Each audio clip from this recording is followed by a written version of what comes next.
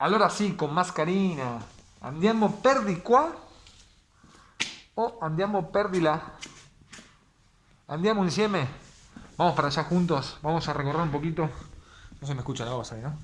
Vamos a recorrer un poquito la ciudad de Venecia y le voy a contar mi experiencia a todos los amigos los argentinos que están allá en Buenos Aires, y que en los foros, en las páginas de Facebook, que estamos siempre hablando y comentando de cómo es viajar en plena pandemia, como dicen aquí. Un saludo para el cordobés, che, que me han hablado mucho de él. Ya lo contacté por Instagram, a ver si tiramos un video juntos. Yo me estoy quedando un mes acá, me estoy quedando nada más que un mes y unos días recorriendo Venecia, y después, si Dios quiere, nos vamos para Milán. Hay un proyecto de ir a Londres y a París, recorriendo al filo por el mundo.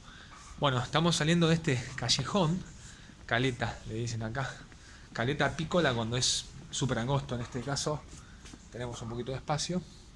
Yo estoy viviendo, allá pueden ver el Hotel Bizancio, a unos metros nada más. La verdad que tuve mucha suerte, gracias a Dios, por la ubicación, la location. Estamos viviendo, te diría, en cuadras, una cuadra y media de la estación del Vaporetto San Zacaria, que ahora vamos a poder ver.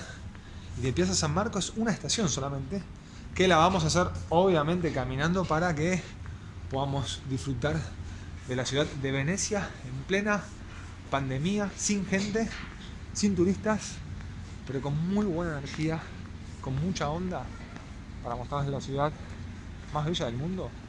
Te diría una de las más bellas. Está en discusión. ¿Cuál es la más bella del mundo? ¿Andiamo insieme? Andiamo.